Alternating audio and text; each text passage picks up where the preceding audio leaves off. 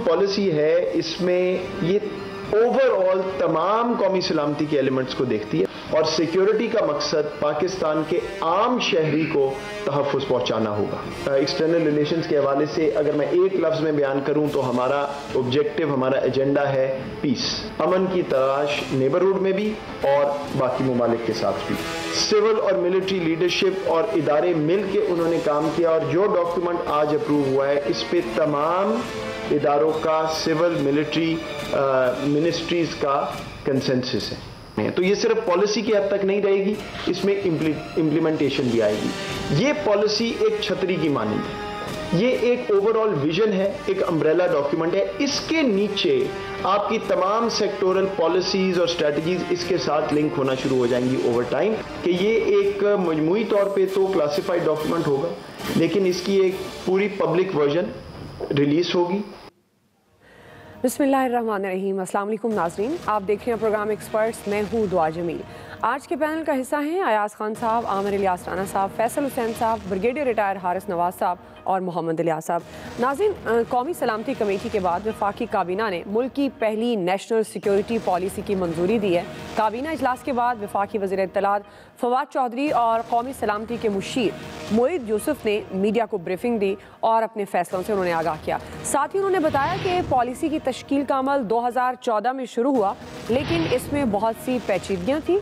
ताहम ये पहली गवर्नमेंट है जिसने तमाम वजारतों, सिविल मिलिट्री इदारों, 600 से ज़्यादा पाकिस्तानी एक्सपर्ट्स, माहिरीन तालीम, तलबा और निजी शोबे के इनपुट के बाद ये तारीख़ी इक़दाम सरअंजाम दिया है। उन्होंने ये भी बताया कि नेशनल सिक्योरिटी पॉलिसी का मकसद आम आदमी का तहफ़्फ़ुज़ यकीनी बनाना है, जिसके लिए मईशत को सबसे ज़्यादा फोकस किया गया है, क्योंकि अगर मईशत कमज़ोर होगी तो सिक्योरिटी की कोई गारंटी नहीं। कौमी सलामती के लिए आम आदमी का मुतमिन होना भी ज़रूरी है। मोईद यूसुफ के मुताबिक दाखिली और ख़ारजी अमूर, आबादी, खुराक, सेहत, तवानाई और तालीम समेत अहम शोबों को पॉलिसी का हिस्सा बनाया गया है। इसी मुनासबत से एक्सपर्ट्स के लिए पहला और बड़ा सवाल, आमिर साहब मैं आपसे आगाज़ कर रही हूँ। चूँकि नेशनल सिक्योरिटी का मकसद आम आदमी का तहफ़्फ़ुज़ यकीनी बनाना है, आप इसको किस तरह से देख रहे हैं? देखें, डॉक्यूमेंट पाकिस्तान में जो भी तैयार होता है बहुत खूबसूरत तैयार किया जाता है। उसका ग्लेज़ पेपर बनाया जाता है, उसके ऊपर प्रिंटिंग की जाती है, बड़ी शानदार प्रेजेंटेशन होती है। जैसे कि आपने बता दिया कि जी वो प्रेजेंटेशन में बताया गया कि 600 एक्सपर्ट्स। ये पाकिस्तान एक जमहूरी मुल्क है और इसमें एक पार्लियामेंट नामी इदारा मौजूद है। कहीं किसी ब्रीफिंग में ये आया कि ये पार्लियामेंट में ज़ेर बहस लाई गई? ये जितने भी एक्सपर्ट्स हैं ये सारे बारों बार हैं और ना स्टैंडिंग कमेटियों में गया। नेशनल एक्शन प्लान 2014 में जो बना, जो APC से अप्रूव हुआ, जो पार्लियामेंट से अप्रूव हुआ, जिसके तहत इंतज़ामी, कानूनी, माली और आइनी इंतज़ामात हुए, सब लोगों ने मुत्तफ़िका तौर पे उसमें साथ दिया। अब आप जो ये पॉलिसी लाई है, अभी हम DGISPR के टिकर्स भी आ चुके हुए हैं कि जी उसको मुसल्लह अफ़वाज इंडोर्स करती हैं, लेकिन जब ये पेपर हाथ में आएगा तो ये जो इमरान खान साहब की 3.25 साल की पॉलिसी हैं, ये वो पेपर है कि वसीला तालीम प्रोग्राम और जनाब ये जो नौजवानों के कर्ज़े हैं, पाकिस्तान की हर जो पॉइंट है ना वो नेशनल सिक्योरिटी पॉइंट बन गया हुआ है कि जी हर चीज़ नेशनल सिक्योरिटी पॉलिसी है। तो जी फिर आर्टिकल 3 आइन का ये कहता है कि हर शख्स से उसकी इस्तेदाद के मुताबिक काम भी लिया जाए और उसकी माशी और जो सिक्योरिटी की ज़रूरत है वो स्टेट को पूरी करनी है। इस वक्त जो हो रहा है आम आदमी के साथ, वो कौन सी स्टेट जो है हमारी जिम्मेदारी पूरी कर रही है? हर चीज़ में तो आम इंसान की ठुकाई हो रही है महंगाई से। आप कहते हैं हम आम आदमी के ऊपर ये नेशनल सिक्योरिटी पॉलिसी लाए हैं। मेरा सवाल ये है कि आम आदमी के लिए, क्योंकि अब आपने ना इसको मिलिट्री पॉलिसी से अलग करके एक डॉक्यूमेंट पेश किया है और बात की है, ठीक है, तो फिर आम आदमी के लिए आपने 3.25 साल में किया क्या है? आप हमें बता दें। 100 दिन, 6 महीने, फिर हमारे ब्रिगेडियर साहब के पिछले साल के 30 जून को ले लें, अब तक आ जाएं, मतलब इसी साल के 30 जून को, मतलब हम कहाँ जाएं कि आप ये कहें कि जो आपने सुनहरी हरूफ में पॉलिसी बगैर पार्लियामेंट में ज़ेर बहस लाए, और उसके ऊपर भी बहुत सारे सवाल होते हैं। होना ये चाहिए था कि इस दस्तावेज़ के साथ हम माशी माहिरीन भेज रहे हैं अफ़गानिस्तान में, जहाँ की मईशत सिर्फ हमारे डॉलर पाकिस्तान से ख़रीद के लेके जा रही है। वो कहते हैं कि जी पाकिस्तानी करेंसी में कारोबार हो रहा है, क्योंकि वहाँ तो छप नहीं रहा, कुछ नाब गए यहाँ पे ला रहे हैं कि जी अफ़गान करेंसी यहाँ छाप दें। हमारे स्टेट बैंक के लोग जाके अफ़गानिस्तान में काम कर लें, फिर उन्हें स्टेट बैंक कहता है हुजूर क्योंकि स्टेट बैंक आपको पता है ना IMF से ही है सब कुछ, कि जनाब वहाँ अमेरिका की सैंक्शंस लगी हुई हैं, हम गए तो हमारे ऊपर भी सैंक्शंस लग जाएंगी। यहाँ जो लोग अफ़गानिस्तान के उमूर में काम कर रहे हैं वो पाकिस्तान से ज़्यादा उनके उमूर में दिलचस्पी रख रहे हैं। भाई वो जो जिनके पास पैसे हैं अफ़गानिस्तान में, हमारी जो नई पॉलिसी आने वाली है अभी 1-2 दिन में, उसमें पाकिस्तान जिन मुल्कों से सबसे ज़्यादा इन्वेस्टमेंट ला रहा है उसमें नंबर 1 मुईद यूसुफ साहब ने अफ़गानिस्तान को रखवाया। अरे भाई उनके तो जितने अमीर लोग हैं जिन्होंने अमरीकियों से पैसे बनाए, नेटो से बनाए, वो तो सारे यूरोप भाग गए या वहाँ इन्वेस्ट करना चाह रहे हैं। मतलब मुझे नहीं समझ आ रही कि हम अपने पाकिस्तान को किस तरफ लेके जा रहे हैं। हम अपने मुल्क के लोगों के लिए, अपने इदारों के लिए क्यों नहीं काम कर रहे? हमें दुख दर्द सारा वो भाईचारा सिर्फ अफगानिस्तान के लिए घुसा हुआ है। वो हमारी हुकूमत को भी कह रहे हैं, स्टेट को भी कह रहे हैं कि आप इस्लामी नहीं हैं, हम इस्लामी जमहूरियत पाकिस्तान है। भाई आप अपना काम कर लें, फिर यहाँ पे कुछ तो सीधा कर लें। पहले हम अफगानिस्तान के जहाद के नाम पे इतनी अपनी तसल्ली करा चुके हुए हैं कि यहाँ पे कुछ बचा ही नहीं है। कराची से लेके इस्लामाबाद की सराउंडिंग्स सब जगह पे यही बैठे हुए हैं। मतलब कुछ थोड़ी सी बहस करा लेना कि जो हमें बता दें कि आपने जिन लोगों से इस नेशनल सिक्योरिटी पेपर को दिखाया है। मैंने कल हल्का सा एंड पे कहा था, मेरी कई फेडरल सेक्रेटरियों से बातचीत हुई जिनको पेपर हुआ, उन्होंने कहा NDU और नेशनल ये NMC में इससे अच्छे पेपर पढ़े हुए हैं। ब्रिगेडियर साहब ने भी यकीनन किसी कोर्स में, मैं कहूँगा कि ये कभी पॉलिसी पढ़ के फिर तबसरा करें, बड़ा मज़ा आएगा। सही जी। ब्रिगेडियर साहब, आपको लगता है कि गवर्नमेंट नेशनल सिक्योरिटी पॉलिसी के जरिए आम आदमी के तहफ़्फ़ुज़ की बात कर रही है, उसको यकीनी बना पाएगी? देखें, एक पॉजिटिव बात दुआ ये है कि 70 साल के बाद एक बहुत एफर्ट करके हर एक चीज इनपुट लेके, इसमें मिलिट्री स्टेप की भी इनपुट है, इसमें हमारे स्ट्रेटेजिक इंस्टीट्यूशंस की भी है, इसमें हेल्थ की भी है, एजुकेशन की भी है, जो आप सोचें वो इसमें सब चीज़ें इंक्लूड की गई हैं। इसलिए इसके बाद, और ये एक मेन पॉलिसी गाइडलाइंस है नेशनल सिक्योरिटी, देन तमाम एलिमेंट्स ऑफ नेशनल पावर जो है इसमें आ जाते हैं। और वन ऑफ द जो इसमें होगी वो नेशनल डिफेंस पॉलिसी भी इसी में होगी। इसी तरह नेशनल फॉरेन पॉलिसी होगी, आपकी इंटीरियर पॉलिसी होगी, फाइनेंस इकोनॉमिक पॉलिसी होगी, हेल्थ पॉलिसी होगी, everything is part of this. ये उनको गाइडलाइन दे रही है। एक देखिए, हमें इस वक्त पॉजिटिव ये बात करनी चाहिए कि हमें अभी इसको ज़रूर इसको एक दफ़ा पूरी जो पब्लिक वो करते हैं, because there are classified documents, but इसकी एक पब्लिक वर्जन वो निकाल रहे हैं जिसमें जब आ जाएगी then we have all the right to discuss, criticize कि क्या और होना चाहिए। उसके बाद या एक और ऑप्शन थी कि इसको ड्राफ्ट में रखते और ड्राफ्ट में जो अनक्लासिफाइड चीज़ें थी वो इशू कर देते, उस पर अगर पब्लिक बहस करती, ये पार्लियामेंट में भी बात होती और उसके बाद उसको वो क्लासिफाइड परमानेंट एक डॉक्यूमेंट बना के कैबिनेट उसको अप्रूव, नेशनल सिक्योरिटी कमेटी करती, फिर कैबिनेट अप्रूव कर देती, that would have been done. अब अगर उन्होंने नहीं किया तो लेट्स सी कि क्या आता है, इसको हम किस क्रिटिकली सब देखेंगे और फिर इसको डिस्कस करेंगे। आई एम श्योर कि इसमें एक मैं जरूर कर दूंगा नेशनल सिक्योरिटी एडवाइजर को कि at least he has managed to formulate a national security policy जिसमें तमाम चीज़ें इस पर कवर होंगी। अब देखना ये है कि ये कब 7 से 10 दिन में उन्होंने कहा जी हम इसकी एक पब्लिक वर्जन निकाल देंगे, उसको हम देखेंगे, उसके बाद इसको क्रिटिसाइज भी किया जाएगा, देखा भी जाएगा।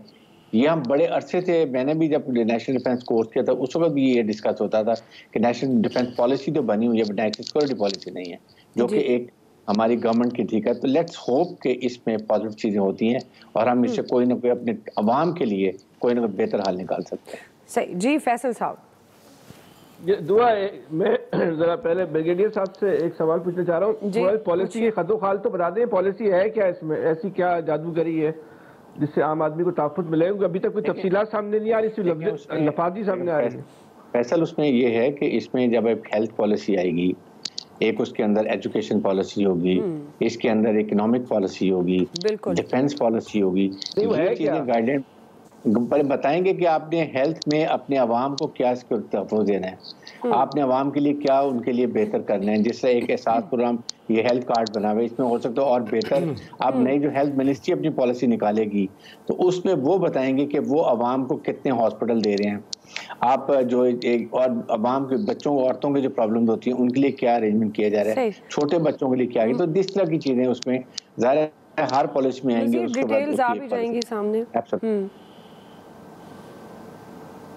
जी फैसल साहब, ये जो बात है ना, जो मैं ब्रिगेडियर साहब की बात से समझा हूँ कि इन्होंने जो सूरत हाल है जिसको नेशनल सिक्योरिटी पॉलिसी का नाम दिया जा रहा है, ये जो जितने पाकिस्तान के इदारे हैं, शोबे हैं, उनको बेहतर बनाने की तजावीज़ है, उन पे अमल किसने करना है? इन्हीं हुकूमतों ने करना होगा ना, हमने और आपने तो नहीं करना होगा। अच्छा, इन पार्टियों के जो मंशूर हैं उसमें तो हर महकमे का आप पढ़ लें तो वो जैसे आमिर साहब कह रहे थे कि बहुत ही जिस तरह पॉलिसियाँ बहुत सुनहरे हुर्फों में लिखी हुई होती हैं, इस तरह इनके जो पार्टी के मंशूर है उसमें हर महकमे के बारे में ऐसा लिखा होता है कि वो ऐसा लगता है कि ये जो हुकूमत ये पार्टी अगर बरसर इक़्तिदार आ गई तो इस मुल्क में तो जो है इनकलाब आ जाएगा। और ये पाकिस्तान तो शायद वो 3 महीने में जो है वो जैसे ब्रिगेडियर साहब भी 3 महीने की डेट देते थे, तो ये 3 महीने में तो पाकिस्तान किसी यूरोप की तरह तरक्की याफ्ता मुल्क बन जाएगा। तो कितना कौन सी पार्टी ने, किसी एक पार्टी ने अपनी पार्टी के मंशूर पे कोई 5% भी आज तक अमल किया है किसी भी? तो ये पॉलिसी क्या है? अभी तक हम 70 साल तक पॉलिसी खेलते रहेंगे कि इसको नेशनल, अभी हम ये पॉलिसी बना रहे हैं हेल्थ की, एजुकेशन की, और फिर इसको हम कौमी सलामती से जोड़ रहे हैं। तो ये तो बिल्कुल कोई हमारे जो इसको हुक्मरान तबका है उसकी जहनी सतह के पसमानदा होने की जो है ना ये अलामत है। इस तरह की अगर पॉलिसियाँ, अभी भी हम पॉलिसियों में ही लगे हुए हैं, अभी भी हम मसले का जो है ना वो हल तलाश नहीं कर रहे। आज भी जो है ना हम कैंसर के मरीज को जो है ना वो डिस्प्रिन से उसका इलाज करना चाह रहे हैं, तो नहीं होगा इलाज। 100 पॉलिसियाँ बना ले आप, कुछ फर्क नहीं पड़ेगा। इस मुल्क का मसला है कि आप मसले को तो समझें, उसको कोई एड्रेस करने को तैयार ही नहीं है। 2 मसले हैं इस मुल्क में बस, और तीसरा कोई मसला नहीं है। एक तो इस मुल्क में इंसाफ नहीं है, और दूसरा इस मुल्क में एक आम आदमी जो है वो बाइख्तियार नहीं है। ताकत पे चंद अफराद का जो है ना वो या चंद इदारों कब्जा है, उस कब्जे को खत्म कर दे, इस मुल्क में अमन कायम हो जाएगा। तो इसीलिए तो ये पॉलिसी ला रहे हैं कि आम आदमी को तहफ़्फ़ुज़ फराहम किया जाएगा हर लिहाज से। ज़ाहिर है उसमें सेहत है, तालीम है, मईशत है। इतना जरूरत नहीं है ना इसका, तो आप कौमी असम्बली में लेकर आए, आइन में तरामीम करें, इख्तियारात दें हमको, वफाक और सूबे जो है वो अपने इख्तियारात जो है वो नीचे मुंतकिल कर दे। सब कुछ बलूचिस्तान के जिन लोगों ने हथियार पकड़े वो भी हथियार फेंक देंगे, जो PTM की आवाज़ें आती हैं आवाज़ें भी जो है खुद ब खुद दम तोड़ देंगी। अगर आपको अमन कायम करना है तो इस मसले को संजीदगी से हल करें। ये अदाकारियों से, ड्रामों से पाकिस्तान के मसले को आप हल नहीं कर सकते। जो मसले का हल है उस तक एड्रेस करें। कोई हल उस मसले के जो हकीकी हल की तरफ कोई एड्रेस करने को तैयार ही नहीं है। कोई फर्क नहीं पड़ेगा इस पॉलिसी से। बहुत नाखुशगवार बात है लेकिन हकीकत यही है। जी अयाज साहब, 3 नुक्ता नज़र एक्सपर्ट्स के हमारे सामने आ चुके हैं। ब्रिगेडियर साहब अलबत्ता होपफुल हैं और वो समझते हैं कि बहुत मेहनत हुई है इस पर, इतने लोगों को इसमें। आमिर की बात भी ठीक है, फैसल की भी, कि ज़ाहिर है पार्लियामेंट सुप्रीम अगर है तो फिर उसमें डिबेट ज़रूर होनी चाहिए थी, कुछ चीज़ें शायद बेहतर आ जाती। लेकिन मेरा ख्याल है कि ये मौजूदा गवर्नमेंट समझती कि पार्लियामेंट में तो शायद अनपढ़ लोग बैठे हुए हैं, उनको तो पता ही नहीं है किसी चीज़ का, इसलिए माहिरीन को बिठा के जो पॉलिसीज़ बनती हैं वही बेहतर हैं। नो डाउट डॉक्यूमेंट्स बहुत अच्छे तैयार होते हैं, पॉलिसीज़ बहुत अच्छी बनती हैं, बेशुमार पॉलिसीज़ मौजूद हैं।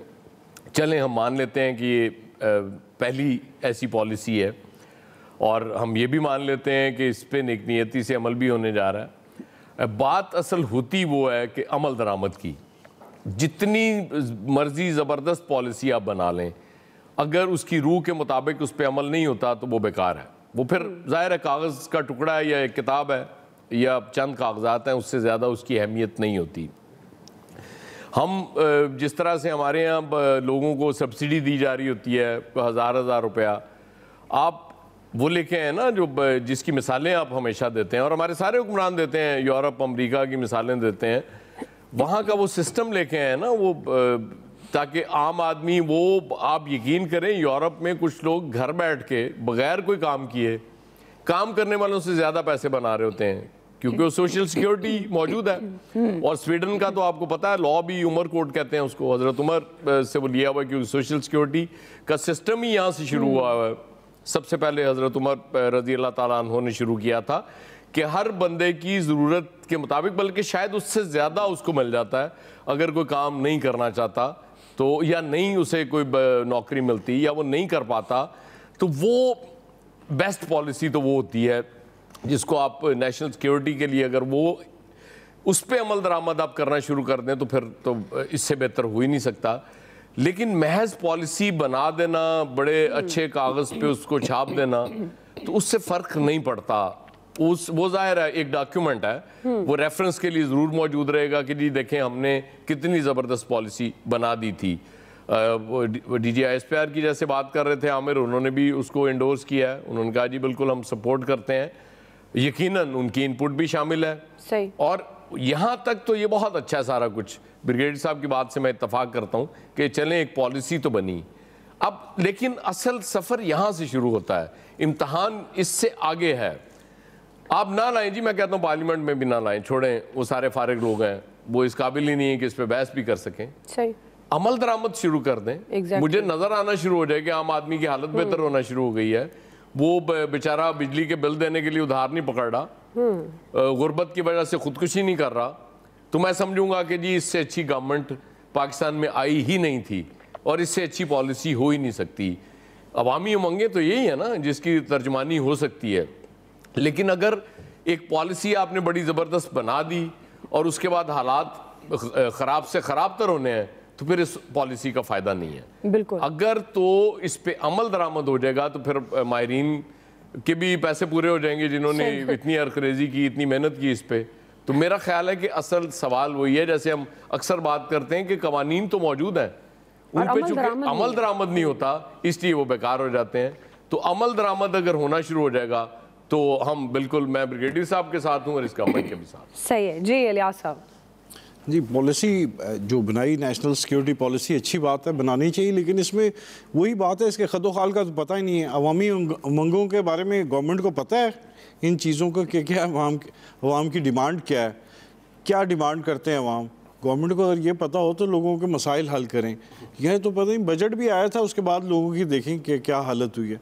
लेकिन ये सिक्योरिटी में अगर लिया है, इन्होंने इनपुट लिया है, जिन डिपार्टमेंट से लिया है, वही है कि इसको नेशनल असम्बली में लेके आते तो बताया जाता है इसके खदोखाल वगैरह के क्या क्या गवर्नमेंट के टारगेट्स हैं और क्या क्या अचीव करने जा रहे हैं, तो इससे ज़्यादा बेहतर होता, हम लोग बेहतर तरीके से उस पर बातचीत कर सकते।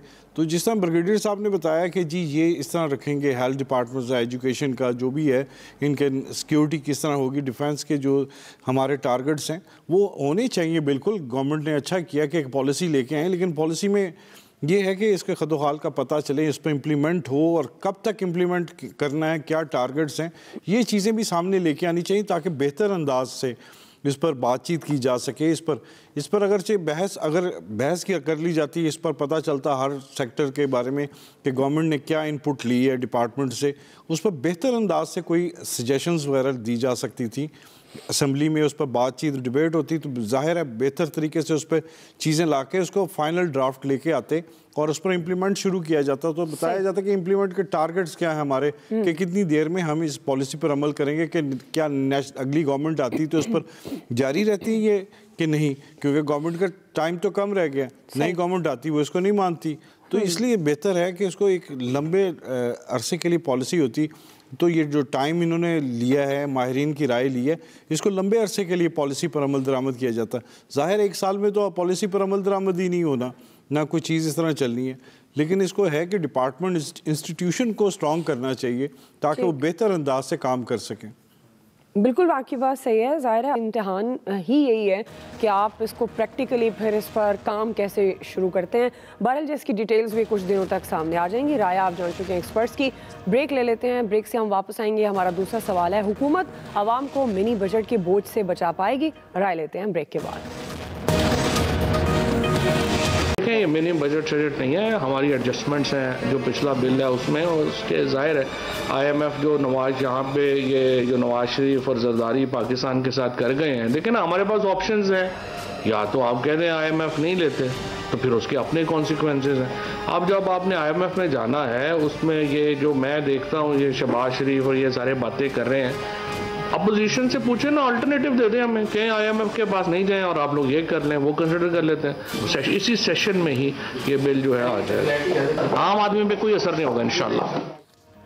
नाज़रीन, मिनी बजट की मंजूरी गवर्नमेंट के लिए एक बड़ा चैलेंज बन गई है। IMF से $1 अरब की अगली किस्त के हुसूल के लिए गवर्नमेंट ने पेश की शराइत पूरी करनी है और 12 जनवरी से पहले 350 अरब से ज़्यादा का मिनी बजट पार्लियामेंट से मंजूर करवाना है। लेकिन गवर्नमेंट इस पर शदीद परेशानी का शिकार है और खदशा है कि मिनी बजट की मंजूरी के बाद महंगाई का तूफान सुनामी में बदल सकता है। इलेक्शन के साल में इसका शदीद ज़ाहिर है अवामी रद्द-ए-अमल भी आ सकता है, क्योंकि मिनी बजट से पहले ही इस वक्त मुल्क में महंगाई 20 माह की बुलंद तरीन सतह 11.5% तक पहुँच चुकी है। गवर्नमेंट ने कल वफाकी काबीना का खुसूसी इजलास भी तलब किया है, जिसमें वज़ीर ख़जाना शौकत तरीन मिनी बजट पर ब्रीफिंग देंगे। अपोजिशन लीडर शहबाज शरीफ ने मिनी बजट को पार्लियामेंट की खुद मुख्तारी पर हमला करार देते हुए मिनी बजट की मंजूरी से नया साल कौम के लिए महंगाई का बदतरीन साल साबित होगा। लेकिन फवाद चौधरी साहब ने यह दावा किया है कि मिनी बजट से आवाम पर कोई असर नहीं पड़ेगा। इसी से मुतल्लिक हमारा सवाल है, ब्रिगेड साहब मैं आपसे आगाज़ कर रही हूँ, आपको लगता है फवाद चौधरी साहब जिस तरह से कह रहे हैं कि मिनी बजट से आवाम पर कोई असर नहीं पड़ेगा, ये वाकई इतना ही अच्छा और रिलीफ देने वाला मिनी बजट होगा आप समझते हैं? और ऑपोजिशन को किस तरह से देख रहे हैं, टफ टाइम देगी? शहबाज शरीफ साहब तो कह रहे हैं कि पार्लियामेंट की खुद मुख्तारी पर हमला है। देखें, एक बात तो दुआ है कि ये budget definitely it's unwanted, nobody is welcoming it, number 1। Number 2 ये है कि मुझे इस बात की अभी तक समझ नहीं आ रही कि $1 बिलियन के लिए why the government is in so much panic कि वो जाके IMF की हर शर्त मंजूर कर रहे हैं, रादर वो डिक्टेट कर रहे हैं। और वी मस्ट रियलाइज कि वो डिक्टेशन किसके बिहेस्ट पे कर रहे हैं, कौन हमें IMF को डिक्टेट कर रहा है कि पाकिस्तान को डिफिकल्ट सिचुएशन में डालो, ताकि उसके बाद इस हुकूमत ये जो है ये पहली कमज़ोर है, इसकी कहीं ना कहीं टांग नीचे थे, कोई फाउंडेशन कमज़ोर हो ये गिर जाए। और सबसे बड़ा टेस्ट ये है कि उनकी जो ये कंडीशन है कि this mini budget must be pass through parliament. ये इसलिए पार्लियामेंट में नहीं जा रहे हैं कि आवाम के पास जाना चाहते हैं, वो प्रेसिडेंट ऑर्डिनेंस के थ्रू करना चाह रहे थे, ये उन्होंने कंडीशन लगाई है। दैट मीन्स कि कहीं ना कहीं फोर्सेज ऐसी हैं जो ये एक्सपेक्ट कर रही हैं कि शायद जो रिमोट हो रही है जी फौज खिलाफ है, फौज सपोर्ट नहीं कर रही है, और उसके बाद ये अगर बजट नहीं होता that means he losing the confidence people of Pakistan and parliament, शायद गवर्नमेंट चेंज हो जाए। ये वजूहात लगती हैं जिसके वजह से ये किया जा रहा है। और ये एक हुकूमत के लिए भी टेस्ट है कि इस वक्त पार्लियामेंट में अगर ये किसी वजह से बजट पास नहीं करवा सकते तो उससे कई चीज़ें क्लियर हो जाएंगी, और फिर अगर पास करवा लेते हैं तो और चीज़ें क्लियर हो जाएंगी। I leave it up to the expectation panel कि इसमें क्या डिफ़िकल्टीज हैं, और ये क्लियर हो जाएगा कि फौज जिसे कहते हैं साथ खड़ी है, पास हो गया मीन्स फौज सपोर्ट कर रही है, पास ना हो तो फौज सपोर्ट नहीं कर रही है। तो आई थिंक अभी ये काफ़ी इबहम है जो कि इस वक्त जो IMF ने पाकिस्तान की हुकूमत पर डाल दिया है। But this is very unfair कि इस तरह की शर्त लगाई जाए कि पार्लियामेंट पास होगा मीन्स दे एक्सपेक्ट कि कहीं ना कहीं हुकूमत कमज़ोर है, शायद उसको इससे नुकसान हो जाए। ठीक है जी, आमिर साहब। देखें, मैं बिल्कुल ब्रिगेडियर साहब की बात से इत्तेफाक नहीं करता कि ये टेस्ट केस है फ़ौज के लिए। अपोजिशन इतनी खुश है, यकीन मान लें कि वो खुश हैं कि ये पास कराएं, क्योंकि जब ये पास हो जाना है तो ये जो आम आदमी पे असर नहीं ना पड़ना, वो फवाद चौधरी को नज़र आएगा आम आदमी के वो कहाँ होता है। देखें, बात ये है कि जितना भी GST 17% बढ़ना है, हर चीज़ का असर हर पाकिस्तानी पे आना है। मतलब अब इसमें आप डायपर से लेके और एयर कंडीशन तक और मोबाइल फ़ोन से लेके दुनिया की पाकिस्तान में यूज़ होने वाली कौन सी चीज़ है। अब वो ज़माने गए, आप कहते हैं कि जी ये तो तायुशात हैं, 4% गाड़ियाँ ऐसी होंगी, कुछ चीज़ें ऐसी होंगी जो आम आदमी से मुंसलिक नहीं है, लेकिन हर चीज़ का वो जो शौकत अजीज़ कहता था ना, ट्रिकल डाउन इफेक्ट आम आदमी के पास ही आता है। ये कैसे मुमकिन है 360 अरब रुपए के आप इस्तिस्ना ख़त्म करके, ये सरकारी वर्चन है, और इसको जो कहते हैं ना गिलास आधा खाली है, नहीं गिलास आधा भरा हुआ है, तो वो ये है कि आप 17% GST इम्पोज करने जा रहे हैं। जब वो लगेगा तो भुगतेगा कौन? दुकानदार ने तो आगे ही पास करना है, चाहे वो अमीर आदमी ख़रीद रहा है या वो गरीब आदमी ख़रीद रहा है। और ये कंडीशन इसलिए है कि आर्डिनेंस की सूरत में वो समझते हैं ये पायदार नहीं होगा। इसीलिए शौकत तरीन साहब ने पहले तो अपने लिए लगाया कि चलो इस बहाने मुझे सेनेटर तो बनाओ ना, कि जब मैं सेनेटर बनूंगा मैं ओथ वजारत का लूँगा। 2 साल तो मिल गए ना पार्लियामेंट के, 2.25 साल उन्हें, कि भाई ठीक है मैं बैठा हूँगा और फिर मुझे यहाँ पे ये बजट मैं ख़ुद तकरीर करूँगा बजाय हमाद अज़हर के। वो कर लें जी। इसका असर देखें ना, 4 रुपये 34 पैसे कल बिजली फिर पर यूनिट नवंबर की बढ़नी है। अक्टूबर की हम पे कर चुके हैं कि जी वो 4 रुपये 74 पैसे थी, क्योंकि डीजल और फर्नेस आयल से बिजली बन रही है। भाई डीजल और फर्नेस आयल की बजाय गैस की दरामद आपने टाइमली क्यों नहीं की? वो हमाद अदर हमें ये ना बताएं कि वो फलाना भाग गया फलाना भाग गया। यही तो आपकी जिम्मेदारी है भाई कि आप टाइम पे चीज़ें लाएं ताकि आम आदमी को सस्ती चीज़ें मिलें। अब जब वो इससे महंगी चीजें प्रोड्यूस होंगी, चाहे वो घर के बिजली हो या इंडस्ट्री की हो, तो उसका जवाब भी हमें ही देना है। बहरहाल बड़ी बदकिस्मती है, हम फंस चुके हुए हैं एक ऐसे चक्कर में, चूंकि हमारी कोई गवर्नेंस प्रॉपरली हुई नहीं। हम आए थे, हमसे मुराद जब हमारे वज़ीर आज़म साहब तशरीफ़ लाए तो वो कह रहे थे मैं पहले साल में दुगना टैक्स करूंगा, मैं चौगना करूंगा। आप नहीं कर सके। अब आप कोरोना के कर लें, कुछ भी कर लें, हर हुकूमत को कोई ना कोई आफत पड़ जाती है। किसी को दहशतगर्दी पड़ जाती है, किसी को कुछ पड़ जाता है। इस मुल्क में मसाइल कभी ख़त्म हुए हैं? कोई हुकूमत ये नहीं कह सकती कि जी मुझे ये 5 साल इसलिए बड़े सेफ मिले कि जी फ़लाँ हालात ठीक थे। नहीं, हर हुकूमत, जो भी हुकूमत आई है वो यही कहती है। हम बचपन से लेके अब तक यहाँ तक आ गए हैं तो यही सुनते आए हैं, ओहो जी बड़े हालात थे। क्योंकि पाकिस्तान में वो मुहावरा बन गया कि ये कोई मसला कश्मीर है जो हल हो जाएगा। ज़ाहिर हल तो कोई भी नहीं होना। हम तो हर मसले को फंसा के कामयाबी के साथ चलाने में महारत रखते हैं। तो बहुत मुश्किल है कि ये बजट पास ना हो। ये पास होगा और इसको चाहे अपोजिशन बाइकाट करके पास कराए। अल्हम्दुलिल्लाह जी अयाज साहब, दुआ एक तो हम आप कुछ खुदा का खौफ करें यार। हम ज़ाहिर है कॉन्स्पिरेसी थेरीज पे चूँकि यकीन रखने वाली कौम है। वज़ीर साहब कह रहे थे कि हुकूमत को क्या मसला पड़ा हुआ है कि $1 अरब के लिए इतने पापड़ बेच रही है। तो ब्रिगेडियर साहब की इतला के लिए अर्ज़ है कि ये $1 अरब ना मिलने का मतलब ये है कि IMF के प्रोग्राम से आप निकल जाएंगे और वो जो $3 अरब आपका पड़ा हुआ है सऊदी अरब का, वो भी 72 घंटे में वापस चला जाएगा और क्वाइट पॉसिबल है आप डिफ़ॉल्ट कर जाएं। इसलिए ये गवर्नमेंट के लिए बहुत ज़रूरी है। हाँ, इसका असर क्या पड़ता है मुझ पे या आप पे, ये फ़र्क नहीं पड़ता गवर्नमेंट को क्योंकि हम आम आदमी है ही नहीं। तो आम आदमी पे चूँकि इसका असर नहीं पड़ना, बोझ नहीं पड़ना, इसलिए गवर्नमेंट को फ़र्क नहीं पड़ता। ये अगर इस गवर्नमेंट की जगह कोई और गवर्नमेंट होती तो आपका क्या ख्याल है कि ये इस तरह ना हो रहा था? दूसरा, IMF के साथ माजी में आपने उनसे मुआहदे करके उसके बाद आप बाद में मुकर जाते थे कि नहीं जी वो अवाम पे हम बोझ नहीं डाल सकते या फलां ये नहीं कर सकता। तो इस दफ़ा उन्होंने फूल प्रूफ सिस्टम बनाया। आपके साथ मुआहदे शुरू से लेके आखिर तक उन्होंने रखा, भाई पहले हमारी शराइत पूरी करो उसके बाद हम पैसे देंगे। ये नहीं हो सकता कि हम पैसे दे दें और उसके बाद तुम कहोगे जी अच्छा ये कुछ 20% कर दिया है या 40% कर दिया है, बाकी हम नहीं कर सकते। और ये आमिर बिल्कुल ठीक कह रहे हैं।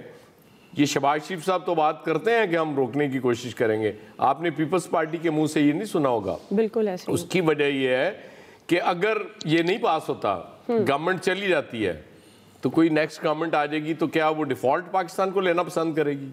नो वे। तो ये बिल्कुल ऑपोजिशन खुशू खुजू के साथ ये गवर्नमेंट के साथ जाएगी इसको पास कराने। बाइकआउट कर लें, जो भी कर लें, ये बड़े आराम से पास हो जाएगा और आप बेफिक्र रहें कि आप पे बिल्कुल असर नहीं पड़ने वाला। सही, क्योंकि मैं आम आदमी में से नहीं। बस सही है फैसल साहब, घबराना नहीं। ओके जी, नहीं घबराना तो हमने वैसे ही छोड़ दिया हुआ है। मुश्किलें इतनी बड़ी कि आसान हो गई।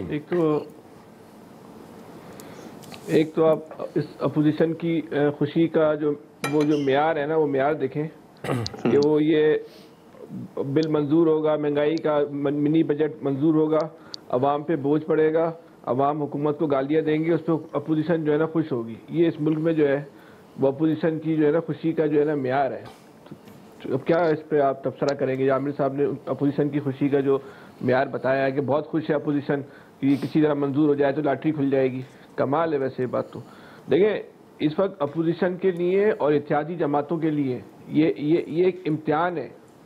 ये खुशी की बात नहीं है कि ये अगर ये आप महंगाई का बोझ अवाम पे डाल दें और उस पर जो अवाम हुकूमत को गालियाँ दें तो हुकूमत के मुखालिफ इस बात पे जश्न मनाएं कि अवाम में हुकूमत की साख गिर रही है। ये भाई 22 करोड़ लोगों की ज़िंदगी का मामला है। इमरान खान साहब भी पहले कहते थे कि मैं हुकूमत में आने से पहले कि मैं IMF के पास जाने के बजाय जो है वो मैं खुदकुशी कर लूँगा। IMF के पास तो गए इमरान खान साहब, लेकिन अब खुदकुशियाँ कौन कर रहा है? एक आम आदमी जो है ना उसको खुदकुशियाँ करनी पड़ रही हैं। नौजवान आदमी जो है ना वो जब खुदकुशी के लिए राज़ी हो जाए ना तो वो बड़ी ख़तरनाक अलामत होती है। माशी मजबूरियों की वजह से कर रहा है। जब हम छोटे थे तो उस ज़माने में नौजवान खुशी करता था इश्क मोहब्बत में नाकामी पर। अब नौजवान खुशी कर रहा है बेरोज़गारी की वजह से, गुर्बत की वजह से, फाके की वजह से, अपनी माँ का इलाज ना कराने की वजह से। ये यहाँ पे पहुँच गया। आज जावेद चौधरी साहब का जो कॉलम है वो कॉलम तो पढ़े, उन्होंने कितनी खतरनाक बात लिखी है। वफाकी वजीर वो अपनी औलाद को इस बात की नसीहत कर रहे हैं कि पाकिस्तान से निकलने की तैयारी करो, निकल जाओ, इस मुल्क में कुछ सही नहीं होने वाला। कितनी ख़तरनाक सूरत हाल है। और ये सूरत हाल ऐसी नहीं है कि इस बात पे जश्न मनाया जाए कि हुकूमत की साख ख़राब हो रही है। हमारी आपकी नस्लों ने तो यहाँ रहना है। इसमें अपोजिशन में कितने लोग हैं जिनको गुर्बत से फ़र्क पड़ता है, वो तो चले जाएंगे, वो तो इलाज भी बाहर कराते हैं, उनके तो कारोबार भी बाहर हैं, वो तो हद तो ये अपने त्यौहार भी इस मुल्क से बाहर बनाते हैं। कितने त्यौहार नवाज शरीफ साहब ने अपने दौरे हुकूमत में पाकिस्तान में बनाए थे? एक भी त्यौहार नहीं मनाया था। ये सूरत हाल है। 22 करोड़ लोग जिंदा लोगों का मुल्क है, इनका क्या होगा? कितने लोग हैं जो बाहर जा सकते हैं जब डिफॉल्ट हो जाएगा? कोई इस मुल्क में हुकूमत तो ना लेना, इस पर तो डिबेट नहीं है, तो निकालना तो है ना किसी ने, इस मुल्क को बचाना तो है। पाकिस्तान तो नहीं चल रहा ना। बस अल्लाह ताला से दुआ करनी चाहिए। जो सूरत हाल है अच्छे इशारे नहीं है इस मुल्क के लिए। हमने आपने कहाँ जाना है, हमारे बच्चों ने कहाँ जाना है? सही, हम तो मुल्क के दूसरे शहर में भी जाके नहीं रह सकते। सही है जी इलियास साहब। देखिए अब मिनी बजट अब मज़ीद क्या लेके आना है, हर महीने तो मिनी बजट आता है। आप बिजली का बिल उठा के देख लें, उसमें एडजस्टमेंट पड़ी है। हर छोटा घर भी जो वो भी चीख रहा है, जिसके 200-300 यूनिट भी चलें वो भी बिल को पकड़ के आपस में एक दूसरे से पूछते हैं कि ये कैसे मुझे पड़ गया, असल बिल क्या है, एडजस्टमेंट ये कैसे पड़ गई है। आप देखें अब मिनी बजट आएगा जो 17% है, उसके इफेक्ट्स तो आएंगे अवाम पर, चीज़ें और महंगी होंगी। आगे सब्ज़ी इतनी महंगी हो गई है कि टमाटर लेने जाएँ 100 रुपये से कम मिलते ही नहीं है, वरना कहाँ ये 10-15 रुपये होते थे। तो ये जो सूरत हाल है कि पहले इन्होंने IMF से इतने मुआहदे किए, अब सबसे पहले तो हम अपनी जो दुश्मनी करते हैं वो आप देखें कि हम अपने मुल्क से जो मुंतखब हुकूमत है वो खुद कहती है कि जी मुल्क डिफ़ॉल्ट होने जा रहा है, मुल्क डिफ़ॉल्ट होने, तो कौन एतबार करेगा? बाहर से इन्वेस्टर नहीं आएगा कि पाकिस्तान में अगर गए तो डिफ़ॉल्ट हो जाएंगे, पाकिस्तान में बिजली बहुत महंगी है, पाकिस्तान में सब चीज़ें, तो यहाँ से बैरूनी सरमायाकार कैसे आएगा? जब तक आप बताएंगे नहीं कि पाकिस्तान में बेहतरी है। यहाँ तो अपने खुद ही लगे होते हैं, गवर्नमेंट के अपोजिशन एक दूसरे पर लगे होते हैं। नुकसान किसका हो रहा है? मुल्क का, आवाम का, मईशत का। तो अब देख लें आवाम किस तरह मुश्किल में पड़ गई है। अब वो जाहिर है वो उन्होंने कहा पार्लियामेंट से लेके आए ताकि, क्योंकि पहले भी एक लंबी फहरिस्त है IMF की, कंडीशनलिटीज़ इतनी है कि जी डिपार्टमेंट्स का ये करना है, टैक्स का ये करना है, स्टेट बैंक का ये करना है, टैक्सों की रेशो को इस तरह एडजस्ट करना है, जो गवर्नमेंट के अदारे खसारे में जा रहे हैं उनको नीलाम करना है, ये इस तरह वो जो चीज़ें हैं ये इम्प्लीमेंट तो नहीं करते। हर तीसरे चौथे महीने चले जाते हैं पैसे ले, जी इसका एक्सटेंशन कर दें, एक्सटेंशन। इस दफ़ा वो एक्सटेंशन नहीं मांग रहे, वो कह रहे हैं कि जी जो है वो सही लेके आएँ और इस पर अमल दरामद करें। तो अमल दरामद करते नहीं हैं, वो जाके पैसे पहले लेने चले जाते हैं। अब कर्ज़ों की किस्तें भी अदा करनी है, वो भी अवाम ने अदा करनी है, इन्होंने थोड़ी अदा करनी है।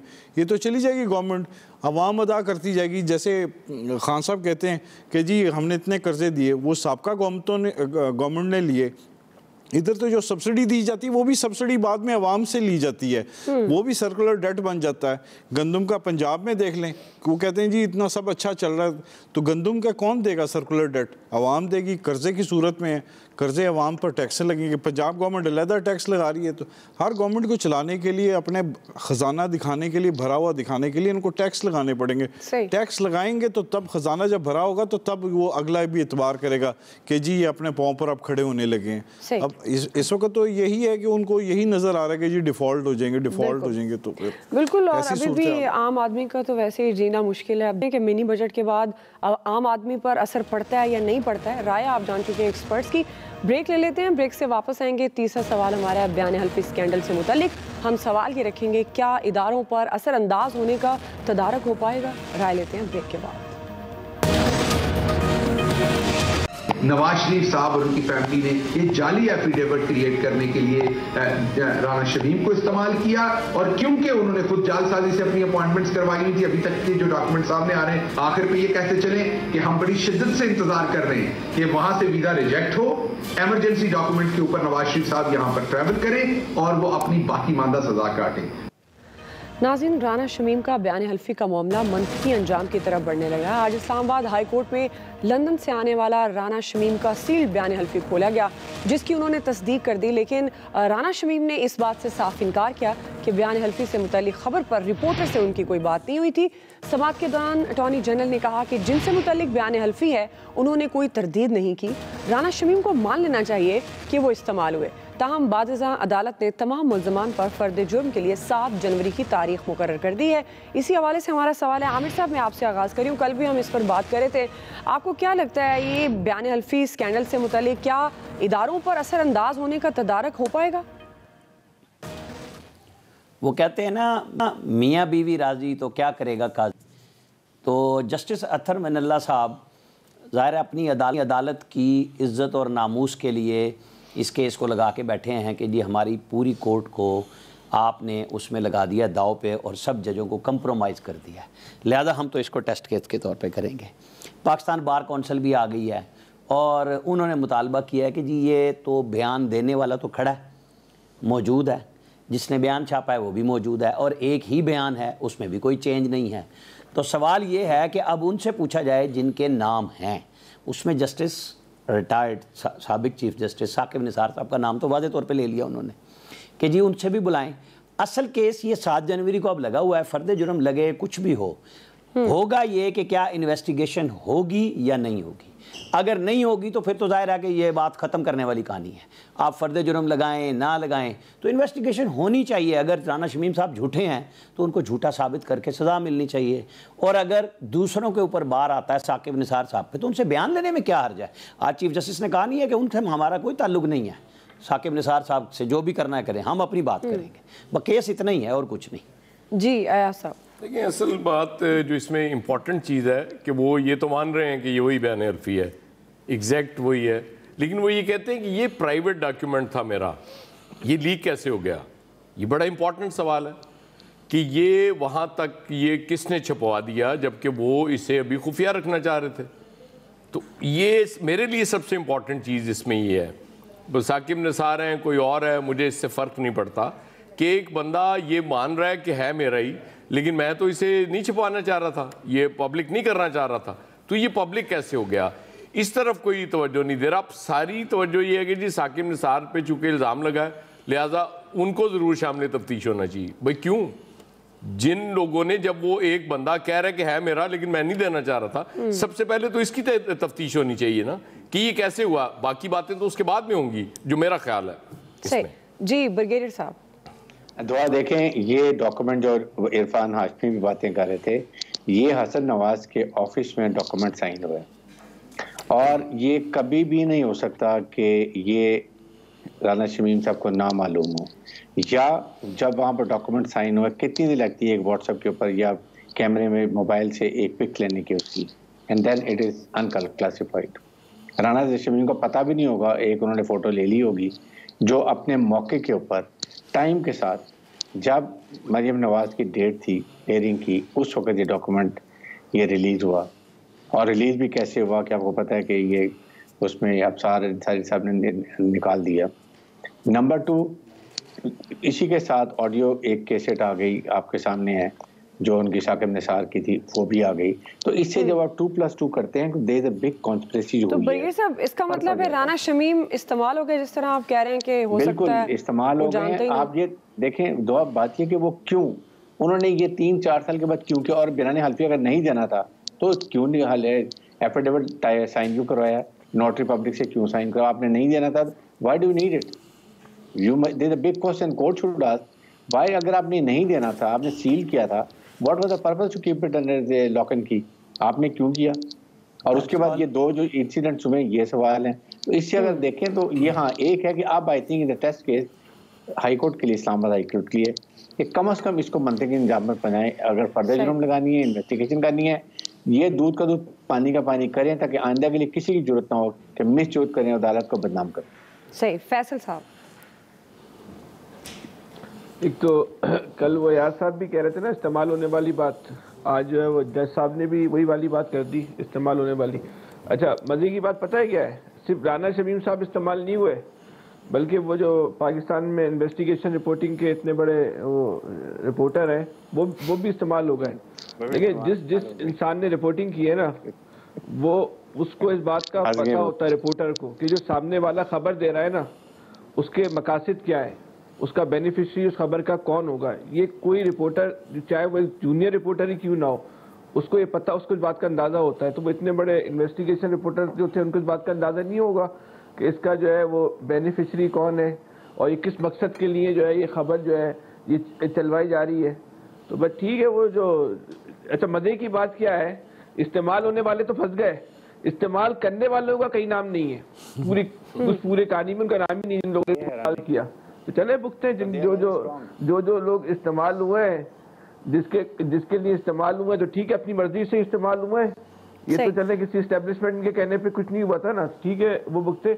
लेकिन ये जो राना शमीम साहब का ये तीसरा बयान आया है तब्दील शुदा, पहले इन्होंने कहा कि वो रिपोर्ट लॉकर में, फिर कहा वो नवासे के पास है, फिर कहा नवासा जो है वो लंदन में जो है रूपोश है, फिर अचानक से रिपोर्ट आ गई, रिपोर्ट भी वो 4-5 लिफाफों के अंदर है, और अंदर वाले लिफाफों के अंदर भी जो है ना वो DHL की जो है ना वो लगी। अब ये भी हो सकता है रिपोर्ट खुले तो राना शमीम साहब बोल रहे हैं ये वाला तो बयान नहीं है मैंने दिया था। ब्रिगेडियर साहब आप कुछ कहना चाह रहे थे? ये देखें, बात यह है कि ये बड़ी सीरियस सिचुएशन है। ये इंपॉर्टेंट देखें कि PMLN की कितनी ज़्यादा इंग्रेस और कंट्रोल है हर एक के ऊपर, कि अभी भी इस्लामाबाद हाई कोर्ट बिल्कुल जो फैसले ने बात की है कि आप उनको तो कह रहे हैं जी, जिन्होंने चाहे इंसार अब्बासी साहब की बात कर लें या राना शमीम की बात करें या शकील रहमान की बात करें, लेकिन बात यह है कि जिन्होंने ये प्लान किया है, जिन्होंने टाइमिंग सेट किया है, आप उसको उनको तो चेक करें कि who are those and why they have done, what is the motive behind it. इसका कोई नहीं पूछता। इस चीज की हैरानी जो इतना चीज कमिंग आउट। आमिर साहब आप दोनों की बात पे मुस्कुरा रहे हैं। मैं तो इसलिए मुस्कुरा रहा हूं कि मैंने कह दिया था कि मियां बीवी राजी, तो क्या करेगा काजी। तो अब ये सारे काजी लगे हुए हैं तो ठीक है, लगे रहे। मैंने तो बात कह दी, जब वो नहीं ले रहे किसी का नाम तो आप यहाँ जोर लगाएं। चलें इलियास साहब, ये बात तो ठीक है। ये आमिर साहब की जो मुस्कुराहट है ना खसियानी बिल्ली वाली, वो हमेशा मजलूम होते हैं। अरे भाई पहले मुहावरा सोच लिया करो कौन सा बोलना है, सिर्फ मुंह में आया हुआ लफ्ज ना बोला करो। देखिए जी, जो लिखा गया हल्फनामा, जो भी लिखा गया नोटरी पब्लिक में रिकॉर्ड किया, ये किस मकसद के लिए लिखा, उन्होंने ज़रूरत क्या पेश आई, किसने करवाया उनसे सारा, ये वो सवालात हैं जो इन्वेस्टिगेशन होगी उसमें खुल जाएगा। फर्द जुर्म आयद होगी तो उसमें वो जो कह रहे हैं उनके नाम अभी नहीं आए, उनके नाम लोगों के भी आएंगे, नाम जो पर्दे के पीछे बैठे थे, जिन्होंने अपने मकासद के लिए ये किया है सारा, तो वो सारे ये आएंगे। अगर नहीं आएंगे तो फिर मंतकी जो मुरझा गए तो आमिर साहब आ जाएंगे, मुरझाएंगे नहीं, खुल जाएंगे फिर दोबारा। इन गुंजों के मुरझाने से पहले हम उनके नाम क्लोजिंग कर लेते हैं। आज के एक्सपर्ट से इतना ही, बैग दीजिएगा, ख्याल रखिए, अल्लाह हाफिज।